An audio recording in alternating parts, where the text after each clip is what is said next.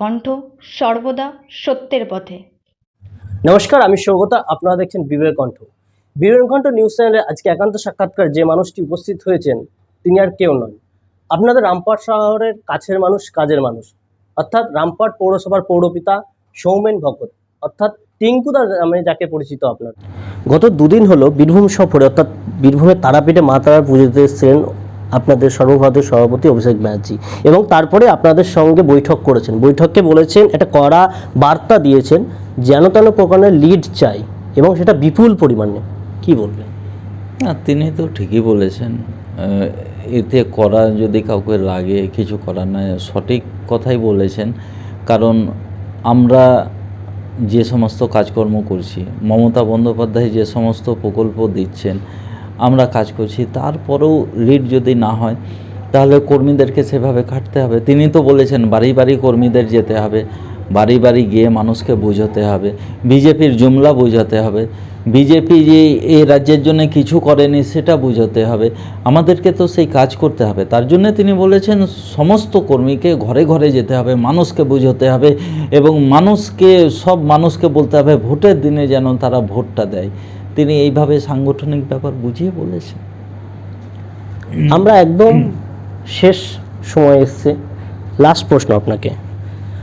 Birbhum BJP প্রার্থী হয়েছেন প্রাক্তন আইপিএস দেবাশিস ধর।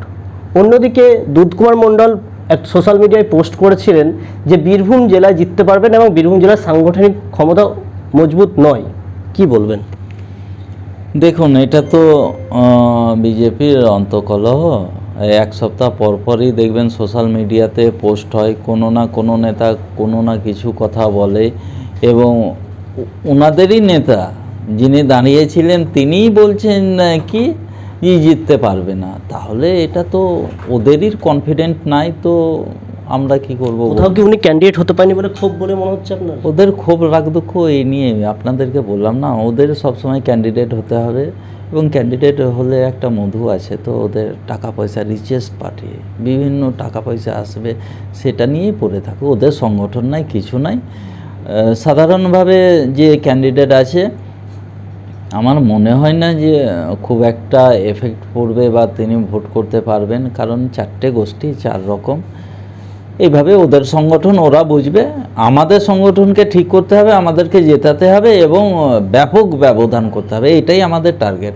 আমরা কে কী করছে, বিরোধীরা না কি করছে, কি বলছে, ওই দিকে নজর রাখি না। না, এবার একটা কাটে আসবো। রবীন্দ্রসঙ্গীত না নজরুলগীতি? রবীন্দ্রসঙ্গীত। ক্রিকেট না ফুটবল? ক্রিকেট। ববি হাকিম মানে ফিরাদ হাকিম না অভিষেক ব্যানার্জি? অভিষেক ব্যানার্জি। দিলীপ ঘোষ না শুভেন্দু অধিকারী? কেউ না। কেন?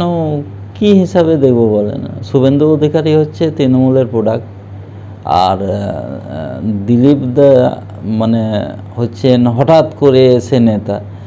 তারা জননেতাও না, এবং জনগণের জন্য কিছু করেননি, রাজ্যের জন্যও কিছু করেননি।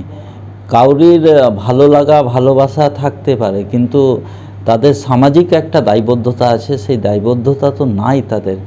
এবং শুভেন্দু অধিকারী যেমন তৃণমূলের প্রোডাক্ট, তার পরিবার থেকে শুরু করে সমস্ত জিনিস, এমপি এমএলএ থেকে চেয়ারম্যান সমস্ত সুখভোগ করে এখন ওনার মনে হয়েছে যে এই দলটা খারাপ, অন্য দলটা ভালো।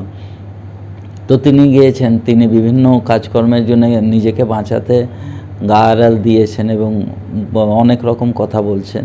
কিন্তু যে 35টা পদ নিয়েছিলেন, যে মন্ত্রিত্ব নিয়েছিলেন, তৃণমূল যাকে সৃষ্টি করেছে তাকে আগে নিজে দেখে নেওয়া উচিত যে আমি আজ এত বড় বড় কথা বলছি, এই সৃষ্টিকারকটাকে, এই তৃণমূল কংগ্রেস তাকে সৃষ্টি করেছে বলেই এত বড় বড় কথা বলতে পারছে।